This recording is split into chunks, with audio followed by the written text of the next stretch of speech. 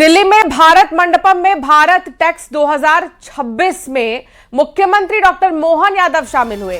CM ने अलग अलग स्टॉल्स का जायजा लिया। साथ ही उद्योगपतियों से 1-to-1 चर्चा की। सीएम ने कहा कि एमपी में 1552 करोड़ के निवेश का प्रस्ताव मिला है। इससे राज्य में रोजगार के अवसर बढ़ेंगे।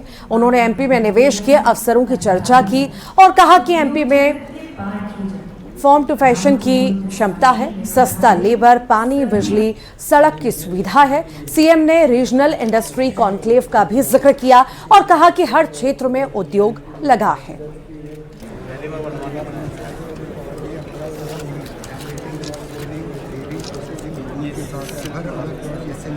देश में आज यहाँ 15,700 से ज़्यादा लोगों को रोजगार देने की अलग अलग औद्योगिक घरानों ने घोषणा की है। इस कार्यक्रम में देश के प्रमुख उद्योगपति, निवेशक, व्यापारिक संगठन, बहुराष्ट्रीय कंपनियां, विभिन्न औद्योगिक क्षेत्रों से राज्य को लगभग 1,500 करोड़ से ज़्यादा के जो निवेश की बात कर रहे हैं। मैंने माननीय मंत्री श्रीमान गिरिराज सिंह जी ने भी इस बात की मध्य प्रदेश सरकार के लिए सराहना की कि मध्य प्रदेश सरकार जो कहती है वो करके दिखाती है। इसलिए निवेशकों के साथ एक सौहार्दपूर्ण और मजबूत रिश्ता मध्य प्रदेश सरकार के इस इंडस्ट्री गारमेंट के व्यापारियों के साथ बनाया है। यह देश में उत्कृष्ट है। मुझे इस बात का संतोष है कि हम अपने उद्योगपतियों के साथ दिए जाने वाले सभी प्रकार के देयक लाभों के लिए हमने गत माह तक के भी सारे देयक हमने अपने निवर्तन के माध्यम से डीबीटी करते हुए सबके खातों में पहुंचा है। ये लगभग 2 साल में हम 5,500 करोड़ से ज़्यादा की राशि उनके खाते में दे चुके हैं। दिल्ली में सीएम डॉक्टर मोहन यादव ने फेथ कॉन्क्लेव में शिरकत की और इसी दौरान सीएम ने ग्लोबल इन्वेस्टर समिट के लिए निवेशकों को निमंत्रण दिया। दिल्ली में 2 बड़े आयोजनों में 20,193 करोड़ के निवेश के प्रस्ताव मिले हैं। सीएम ने इसे बड़ी उपलब्धि बताया है। उन्होंने कहा कि इससे 27,592 लोगों को रोजगार मिलेगा। भारत मंडपम में आयोजित टेक्सटाइल राउंड टेबल में प्रदेश को 1,552 करोड़ के निवेश का प्रस्ताव मिला है।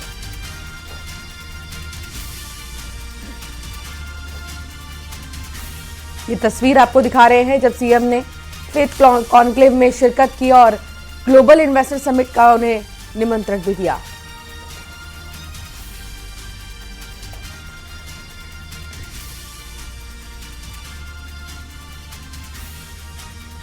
तो एमपी के लिए बड़ी उपलब्धि और इसका जिक्र सीएम डॉक्टर मोहन यादव ने भी किया। 27,000 से ज्यादा लोगों को इससे रोजगार मिलेगा, इसका भी जिक्र सीएम ने किया है। साथ ही साथ फेथ कॉन्क्लेव में शिरकत बड़ी संख्या में उद्योगपतियों ने की और सीएम डॉक्टर मोहन यादव, मध्य प्रदेश के सीएम डॉक्टर मोहन यादव इस दौरान मौजूद रहे। उन्होंने शिरकत की और एक बड़ी उपलब्धि बताया। साथ ही साथ कहा कि बड़े रोजगार के अवसर जो हैं वो पैदा होंगे। विंध्य की धरती ने एक बार फिर प्रतिभा का परचम लहराया। मऊगंज के मगनिया गांव के पुष्पेंद्र कुमार चतुर्वेदी ने बिहार लोक सेवा आयोग की 70वीं संयुक्त परीक्षा में सफलता हासिल की है। पुष्पेंद्र कुमार ने राजस्व अधिकारी का पद मिला है। पुष्पेंद्र दिव्यांग है, लेकिन इसे कभी उन्होंने कमजोरी नहीं बनने दिया और पुष्पेंद्र ने शुरुआती पढ़ाई रीवा से ही की। इसके बाद उन्होंने अपना पोस्ट ग्रेजुएशन इलाहाबाद यूनिवर्सिटी से किया और दूसरे युवाओं के लिए कहीं ना कहीं किसी प्रेरणा से कम नहीं है पुष्पेंद्र।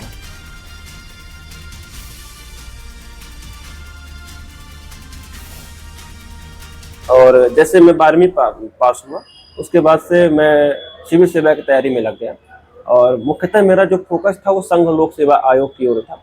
मेरा लक्ष्य आईएएस बनने का रहा है, लेकिन उसके साथ ही साथ मैं राज्य की सिविल सेवा परीक्षा में भी प्रयासरत रहा हूँ और इसी उद्देश्य से मैंने 2024 में बीपीएससी का फॉर्म भरा, जिसमें मुझे सफलता प्राप्त हुई। और उज्जैन में बाबा महाकाल की भस्म आरती हुई है, जिसमें बड़ी संख्या में श्रद्धालु शामिल हुए हैं। और आप भी घर बैठे बाबा महाकाल की भस्म आरती के दर्शन कीजिए। देखिए ये विशेष दर्शन, दिव्य और भव्य भस्म आरती बाबा महाकाल के दरबार। लाखों श्रद्धालु पहुंचते हैं, शीश नवाते हैं और ये तस्वीर आपको दिखा रहे हैं जब बाबा महाकाल की भस्म आरती की गई, मंगला आरती की गई, उनका ये विशेष श्रृंगार।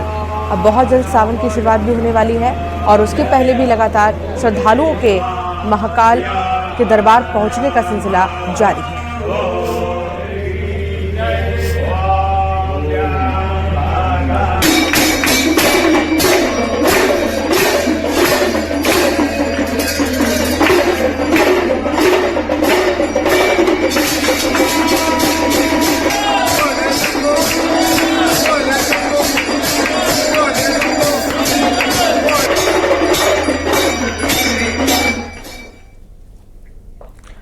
और फिलहाल